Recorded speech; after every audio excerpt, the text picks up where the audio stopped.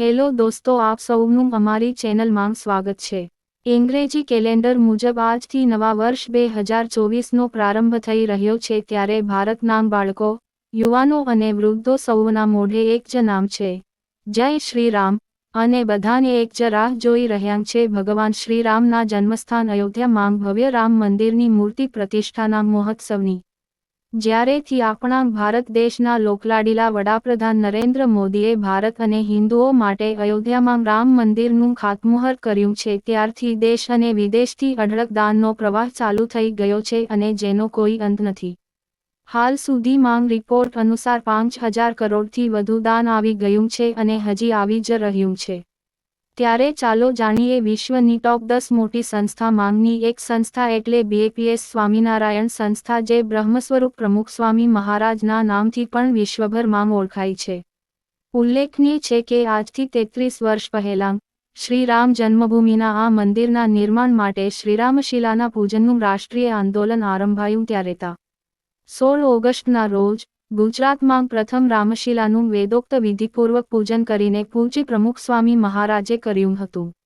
દાયકાઓ સુધી શ્રી રામજન્મભૂમિ માટે આસ્થાપૂર્વક પ્રાર્થના કરી રહેલા પૂજ્ય પ્રમુખ સ્વામી મહારાજે રામમંદિરના નિર્માણની પ્રથમ રામશિલાનું પૂજન કર્યું। એ દિવસ સન 1989ના રક્ષાબંધનનો દિવસ હતો।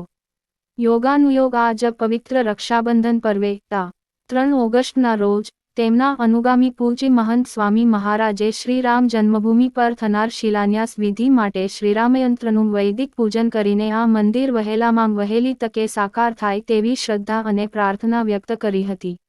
ભગવાન શ્રીરામની જન્મભૂમિ અયોધ્યા ખાતે નિર્માણાધીન મંદિરની નિધિ સમર્પણ માટે પરમ પૂજ્ય મહંત સ્વામી મહારાજની પ્રેરણાથી બીએપીએસ સંસ્થા દ્વારા માનનીય મુખ્યમંત્રી શ્રી વિજયભાઈ રૂપાણીની ઉપસ્થિતિમાં સમારોહનું આયોજન આજે તા 13 ફેબ્રુઆરી 2021ના રોજ બીએપીએસ સ્વામિનારાયણ મંદિર, શાહીબાગ, અમદાવાદ ખાતે થયું હતું, જેમાં શ્રી રામજન્મભૂમિ તીર્થક્ષેત્રના ટ્રસ્ટી તેમજ કોષાધ્યક્ષ પરમ પૂજ્ય શ્રી ગોવિંદદેવગિરીજી મહારાજે ખાસ પધારીને આશીર્વચન પાઠવ્યા હતા અને આ પ્રસંગે રામમંદિરના નિર્માણ માટે નિધિમાં ₹11,11,111 ચેક બીએપીએસ સંસ્થા વતી પૂજ્ય શ્રી ગોવિંદદેવગિરીજી મહારાજ અને મુખ્યમંત્રીશ્રીને આપીને આશીર્વચન ઉચ્ચારતા સદ્ગુરુ ઈશ્વરચરણદાસ સ્વામીએ જણાવ્યું હતું કે સન 1968માં યોગીજી મહારાજ,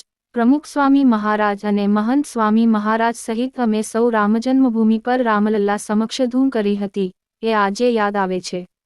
ત્યારપછી પણ પૂજ્ય પ્રમુખ સ્વામી મહારાજે વારંવાર રામજન્મભૂમિની યાત્રા કરીને પ્રાર્થના અને પુરુષાર્થ કર્યા છે, તેનું આજે સ્મરણ થાય છે। લાખો સંતો ભક્તોની તપસ્યા અને બલિદાન સાકાર થઈ રહ્યા છે। મંદિરનું નિર્માણ થશે ત્યારે રાષ્ટ્ર અને સંસ્કૃતિનું એક સ્વાભિમાન જાગશે, જેનો પડઘો આવનારી અનેક પેઢીઓ પર પડશે। તો દોસ્તો, શું તમે પણ અયોધ્યા રામ મંદિર માટે ઉત્સુક છો અને આ મંદિર માટે તમે ગર્વ અનુભવતા હોય તો કોમેન્ટમાં જય શ્રી રામ લખીને જણાવો અને આવા જ અવનવા વિડીયો જોવા માટે અમારી ચેનલને સબસ્ક્રાઇબ કરો અને આ વિડીયોને શેર કરો।